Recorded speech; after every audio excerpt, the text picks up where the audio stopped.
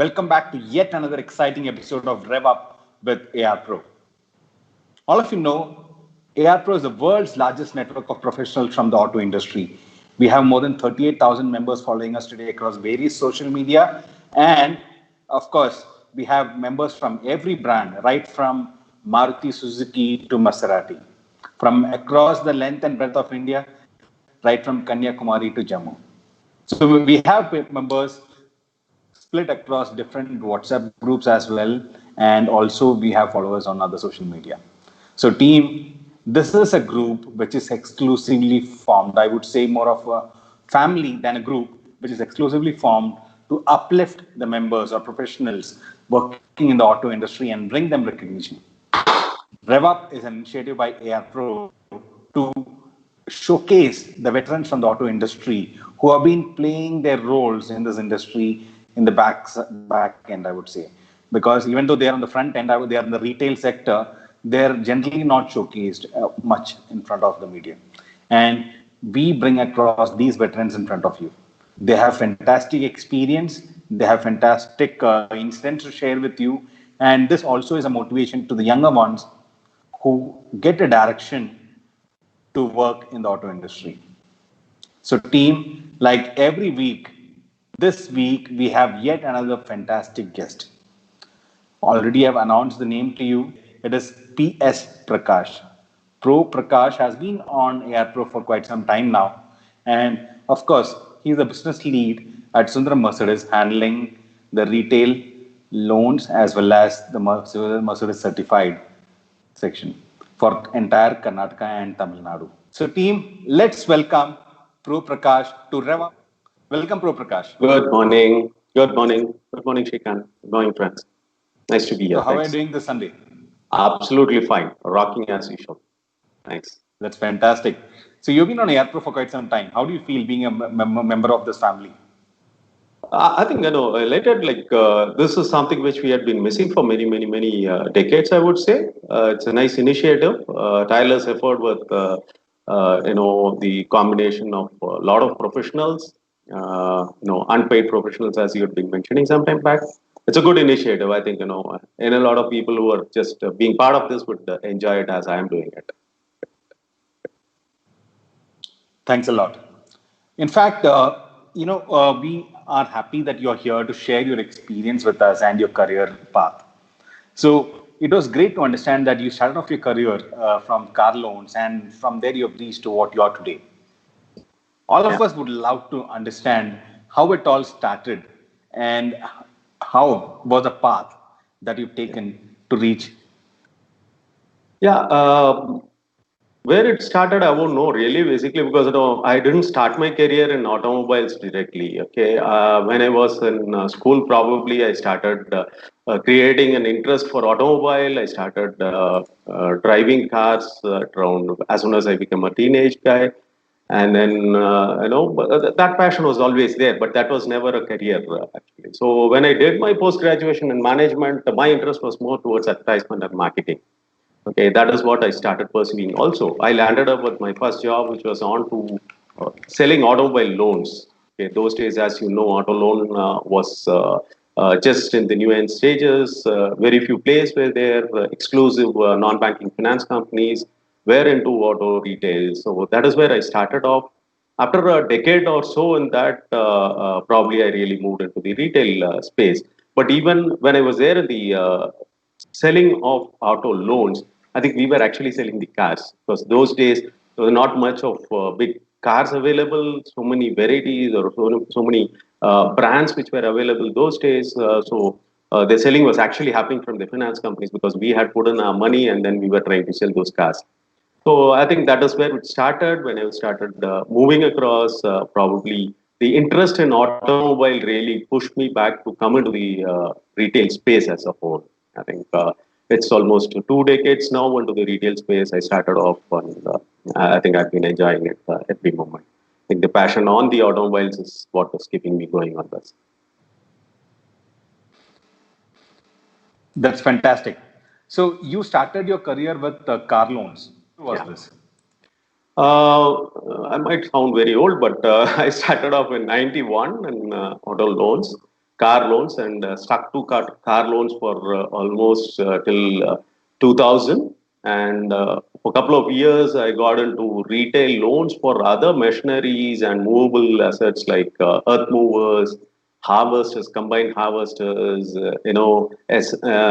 MSME loans and things like that. And probably from 2002, I got into full-fledged auto retail dealership roles, basically. Started off with a small in-house retail finance role initially, because that those days in-house was not a heard of concept. Not even the DSAs was a concept. Then that is when we started off. But then I had an opportunity to get into that, and within probably 3-4 months, I got into the actual retail sale role of it. Started off with Maruti for close to around a decade. I was there with Maruti. Then I moved into Toyota for a couple of years. Then moved back to Maruti for another 5-6 years with a startup, and then went through it. Then I'm in the current role, with Mercedes. Here also, I was handling sales and service initially. Then I moved into this vertical very recently, some 6-7 months back. Okay. So when did this all start? I would say. I mean, you are basically from. I come from a typical non-metro sort of Tamil Nadu background. I started off. I had my late schoolings in Salem, which is mid part of Tamil Nadu, and I started working from Coimbatore. I'd worked with a couple of companies in Coimbatore, Chennai. I had spent some time in Hyderabad, and I also handle the Karnataka market these days. So nowadays it's more geography is not limited to any particular. Even though I sit at Coimbatore, I handle both Tamil Nadu and Karnataka. I keep traveling to most of these places. Okay. And your first career was started in which city? From or some other place? I started off working from Chennai first. First couple of years I was in Chennai, and then I moved into Coimbatore. So how did you reach Chennai for your first job? Any small time guy, any small town guy would preferably move towards a bigger city for this thing. Probably I moved it because I did my post graduation in management in Chennai. So just after college, I got into a job in Chennai. Basically. When I was doing my computer course itself, I started getting into a job, and then that is how I landed up in a job. So Coimbatore was always fascinating. So I came back to Coimbatore from Chennai after a couple of years at Chennai. So could you recall some experience from your car loan days?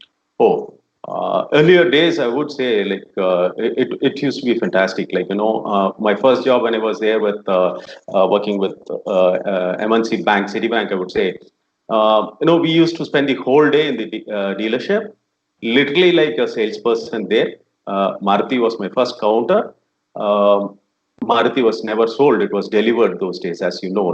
People used to call up or come down. They used to just ask for a particular model, color, because not much of variants were also available. Basically, only 800s, and later on the Zens and the Maruti thousands and the Esteems came in. So those days, whatever inquiry came in, we had to pitch in and try to sell our finance product. The catch was we used to invest on those cars, the wholesale, whatever we used to do. But so to liquidate the stock from our end, we used to go and sit with the customers and convince them for whatever stocks we had. It used to be very interesting, basically. The leads used to be passed on by the salesperson from the showroom, and we used to do the running around of that. So the actual finance selling was very little because rates were very high, but there was not much of a choice. People had no questions asked about what rates, what EMIs, and other things. They used to just bother about the car. So that is how the whole passion of selling the automobile started off, I believe. Basically. So earlier days used to be fun when we went into the non-banking finance company segment. Also, that's also the similar fashion. So we had the stock and we were trying to push our stock. So that's how. Even though it was finance selling, we were literally selling the cars. That's how it started off. That's what the people today would never know that because that's how it started off. Okay. So after that, how did you get into the retail sector? As I said, for almost 10 years, I got myself lost into finance business, slowly moving out of car loans into deposits, into funding of earth moving equipments, harvesters, because that was core product which we were dealing with. And at some point of time, I felt the NBFCs were losing the charm for one, and I was feeling very lonely going out of the car space as a whole. So that's when had a beautiful opportunity. One of my mentors in the industry gave me an opportunity to come back to the auto industry, to the dealership, to head a newly started in-house finance and insurance team, where we were supposed to set up a team to sell insurance as a dealer DSA, having tie-up with various finance companies and bankers and try to sell it. So that is where I started out. Within 3-4 months, we set it and it started moving well. It was an experience. You can imagine 2002-3. It was just in-house was a new word. That is how we started off. Fortunately, unfortunately, a senior person who was handling the sales that time left the dealership, and my boss said, "Why don't you handle it?" I said, "I don't have any experience on retail." He said, "Nothing different. No, come and we will handle it." So that's how I got into it. And I think learning helped me, and a lot of gurus, I would say, both from the OEM side, from the dealership side, helped me learn the trick right from the day one, and then we started working onto it. And that's the episode of coming into the retail, and never looked back. I somehow felt that that is where I belong to, and I stuck into the this thing, even though I had opportunities going outside. No, those days it was like this. There were a lot of people who were moving from the auto retail business to the finance business, selling finance products into NBFCs or banks. But I was moving the other way around. A lot of my own peer group friends, were asking questions like, why is that you are moving it this way around? And do you think that is what is going to be the future? Somewhere I think, that is what was meant to me, and that's where I felt comfortable being there. So I think that's how the whole thing happened. That's fantastic to know. So from the car loan section, from there you moved on to the retail dealership business, and in the dealership you set up your own DSA, kind of in-house DSA, and from there you moved on to the retail sector. Absolutely. So it was a very, and like you said, those days was the time when people were very new to in-house financing. So what were the challenges that you? First thing is the finance partners, whether it is banks or the NBFCs, they were not reluctant to hand over the entire, or at least the initial screening process to the dealership friends, because they always thought that we will try to sell the cars and pass on the loan to any Tom, Dick, and Harry without even taking care of the real credit part of it. But since I had come down from a finance background, it was easy for me to break the ice with most of the lending partners. So that was the big challenge: getting exclusive guys, not moving guys from the direct sales, getting guys from the finance industry or freshers to train on how to screen papers, how to profile cases, how to put up a credit appraisal format, ease down half the process what the bankers would look at. Okay, so when you give a file, they will know that okay, these guys are doing it. It is doable. So that is something which was the big ice breaking which we had to do, and which most of us are doing it now. But those days it was a challenge, big challenge, I would say. Okay, okay. So after after your time with Maruti, what was the next brand that you chose? I went into Toyota. I went into Toyota in Chennai, Lanson Toyota. Very proud of it. My boss used to always say that you can see any people moving out of Lanson, but you can hardly move the Lanson out of people. So I still, by heart, I feel a Lansonite. I had beautiful experience there. I would rather call it a sabbatical. I learned a lot many things than what I really contributed. That was a phase for me where Toyota was also getting into the small cars from a brand which was selling the MPVs and the luxury cars or the premium cars. They moved into the small space like the Etios and the Etios Leva came into it. So it's a big change point even at people at Toyota and the dealerships basically, where they were getting for the first time they were getting used to stocking of cars, because earlier it used to be on demand. The supply chain used to be working so fast, and this was a different scene. They had a product which had to compete with a lot of people. So I was lucky that I was there pre-launch. We were part of the testings, in the sense getting the feedbacks from the market. We were part of positioning the product. I was happy that I was part of presenting it to various user groups, and that was an excellent always memorable sort of a period where processes. I know Toyota is something, the way Toyota way, what we call it. It's an excellent thing which we can work. And from Toyota I had to move back once again to Coimbatore, so I moved back to Maruti again. Okay, so in Toyota, what did you join as? I joined as a sales head for the dealership had a big setup of 7 branches those days. So I was handling almost the 4 major branches, heading sales for 4 major branches. Of course, the retail business and the trade-in business and accessories were also part of my profile. But we were contributing close to around 70-75% of the total dealership's business. Okay, so this was in which year? I think 2010 to 12. Okay, so 91 to 2010, you almost spent in Maruti. 2002 to 2010. Okay, so 91 to 2002, you were in the car loan section. Yeah. And after that, you moved on to the retail section. And Right. after that, finally, you moved on to Toyota as a sales head. Yeah. Okay, so after Toyota, what happened? What was the next? Wanted to one is get back to Coimbatore. I was missing Coimbatore very badly. Probably I wanted to come back. That was one reason. And second thing is wanting to move up on the ladder, probably get into handling more things in a dealership, not just sales alone or the sales functions alone. Because it was almost close to 10 years I was handling the profile of sales and other things. So this was an opportunity with a startup, which I happened to join them to head both service and sales in the first place. So that was the interesting part.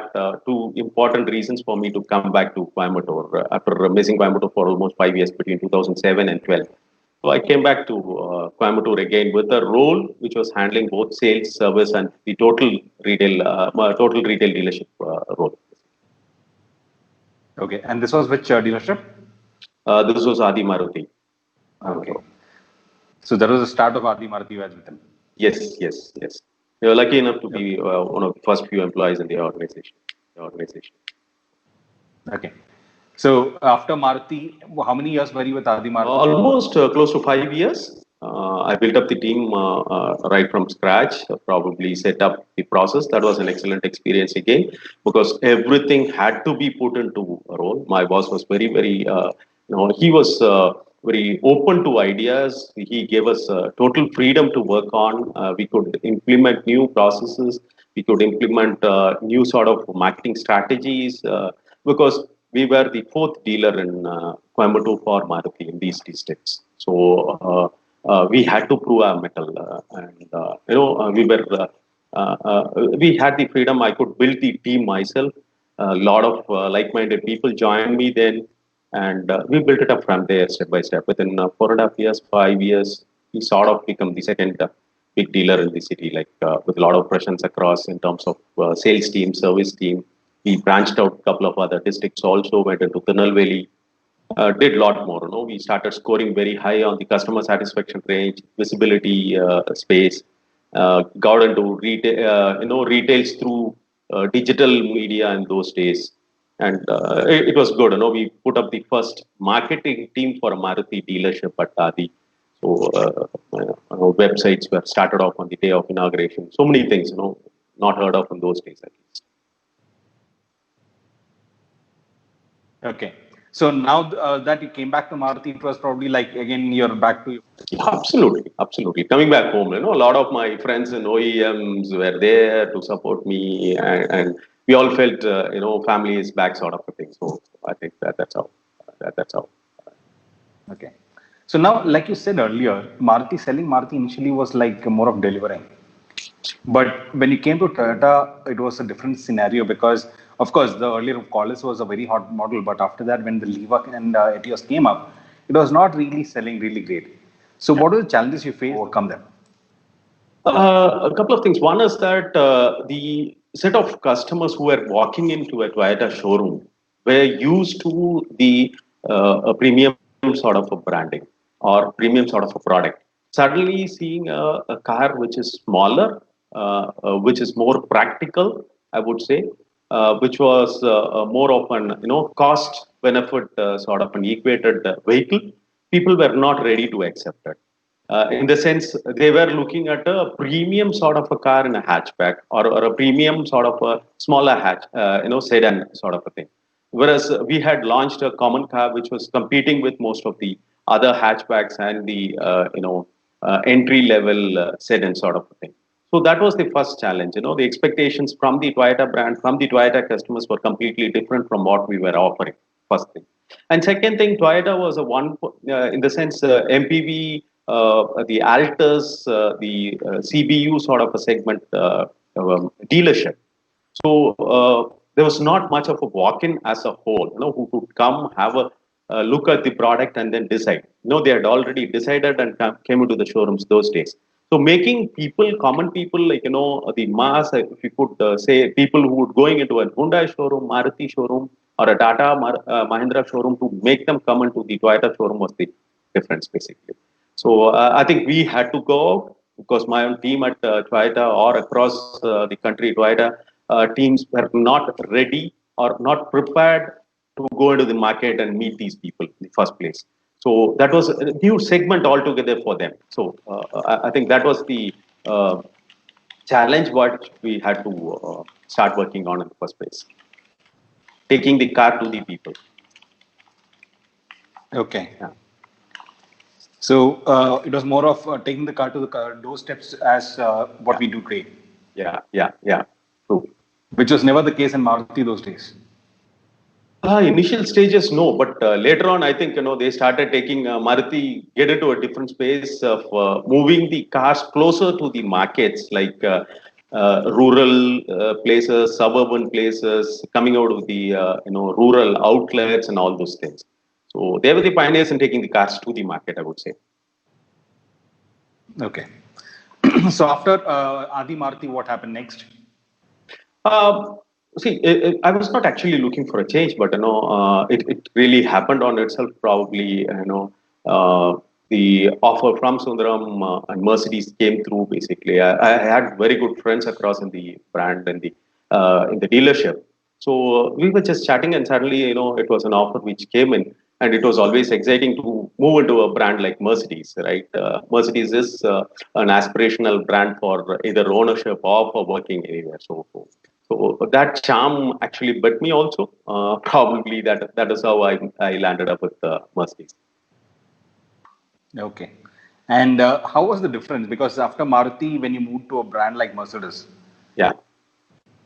it's totally different experience and different customers who come to your Mercedes compared to One way I Maruti. would So say, what is from Maruti, probably on Toyota and Maruti, what we could take on board to this brand is that we were always customer centric.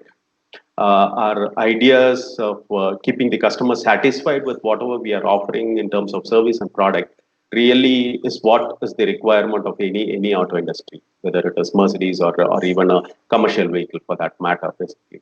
So that is something which we do.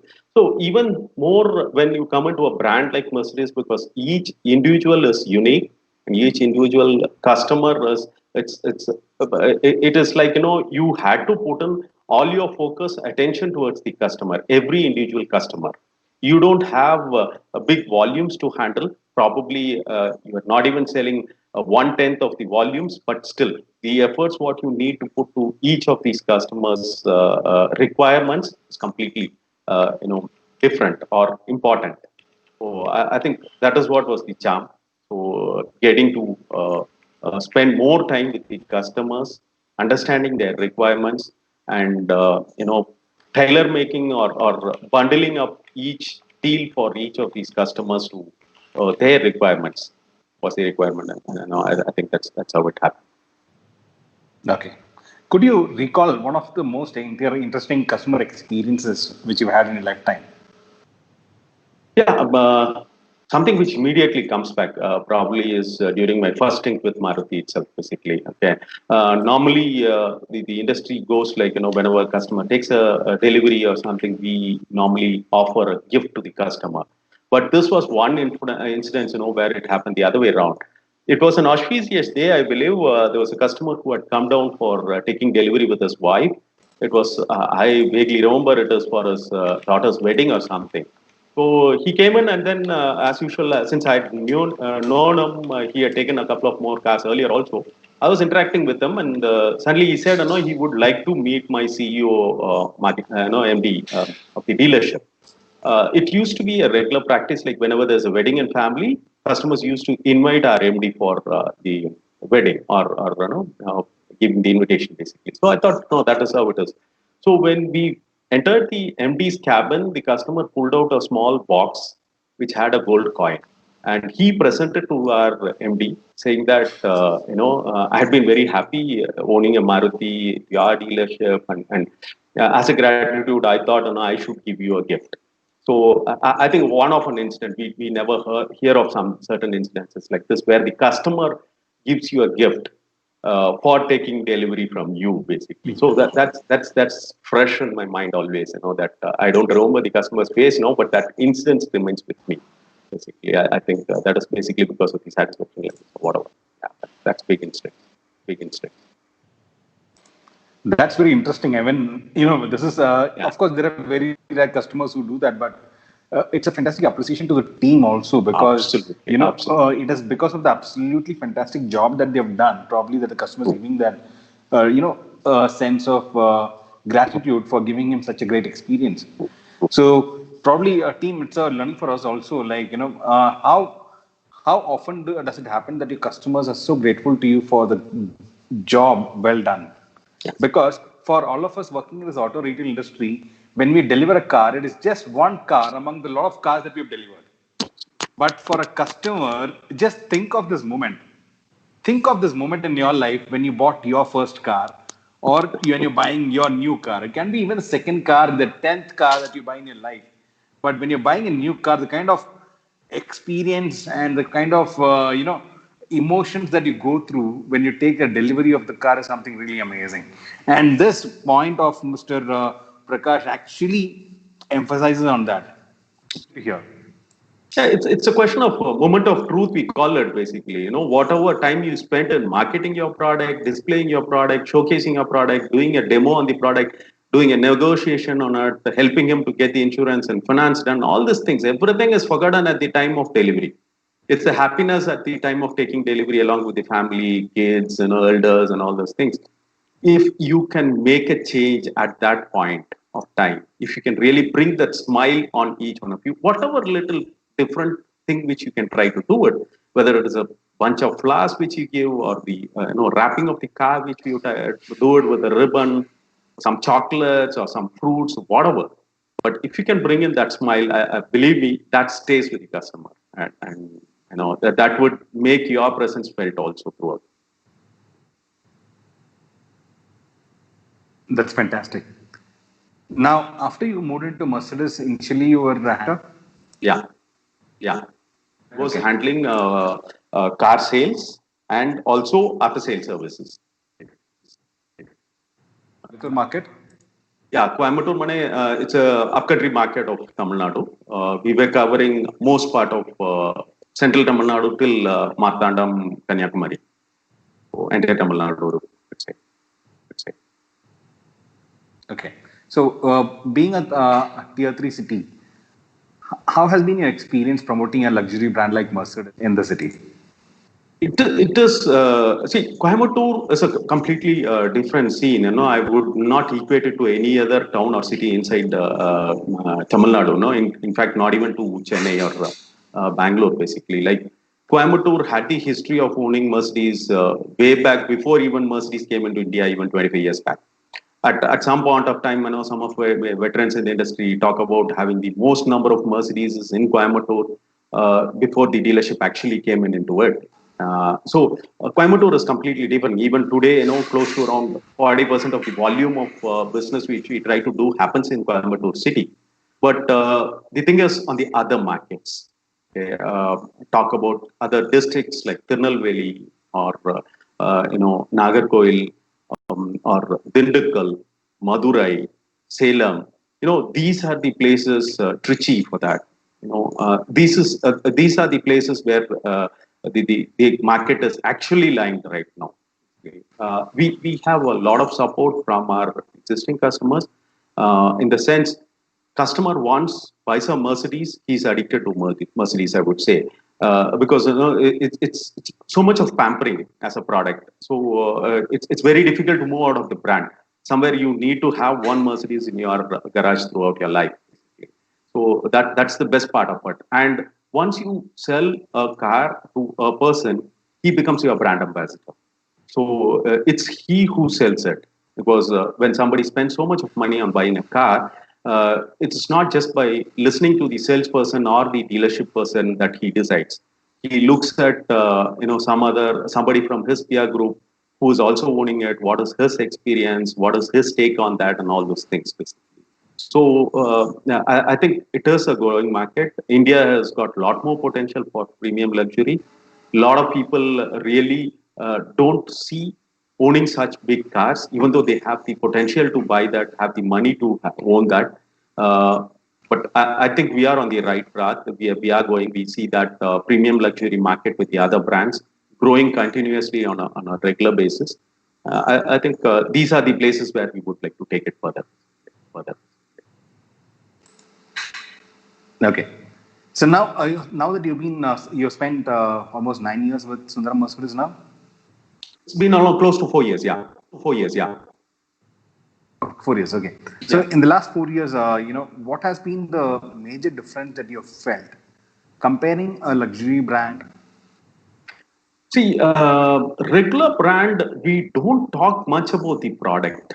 Okay, probably when we move to, say, from technology changes, maybe BS4 to BS6 or something like that, regular manual transmission to an AMT or something like that.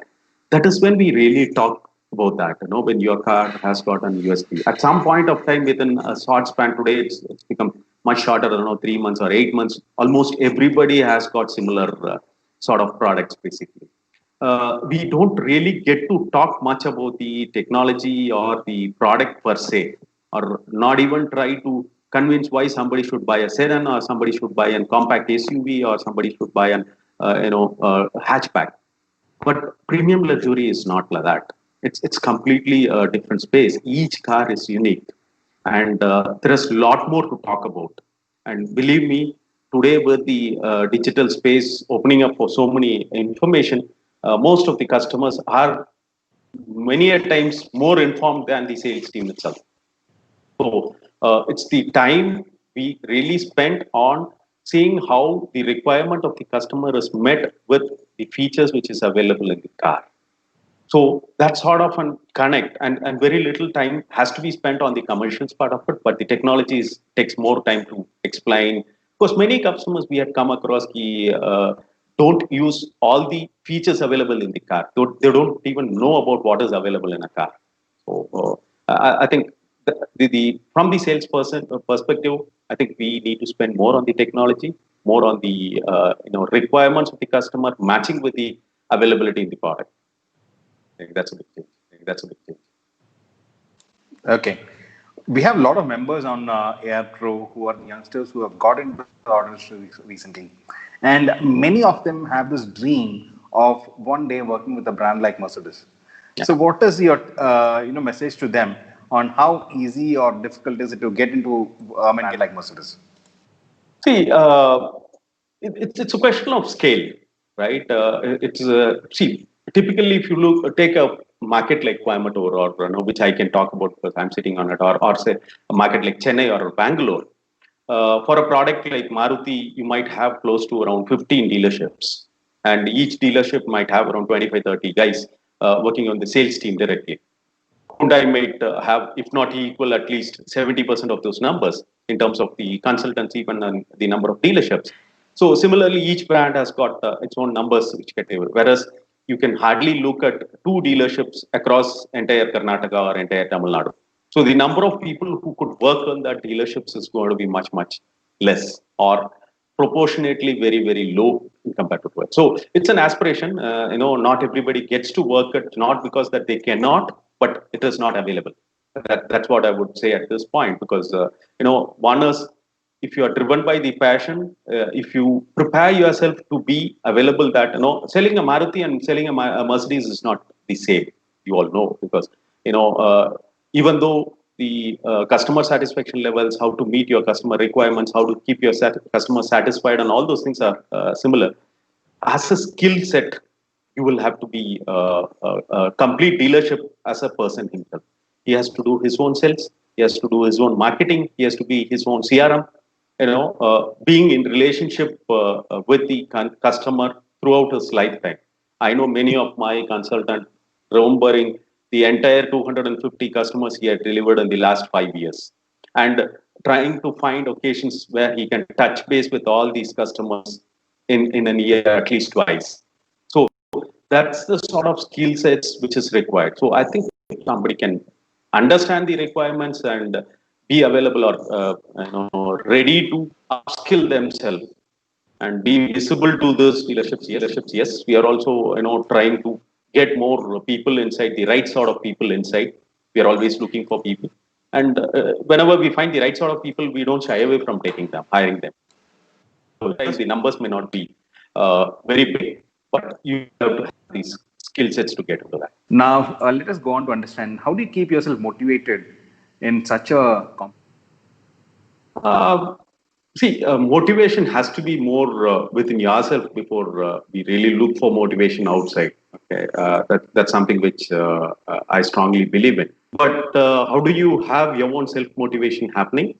Probably look at the right things at the right moment, whether the things with what you read, or the videos what you see on YouTube, or the audios which you keep listening in terms of TED Talks or whatever it is. I think motivation comes from listening to the positive things in the first place.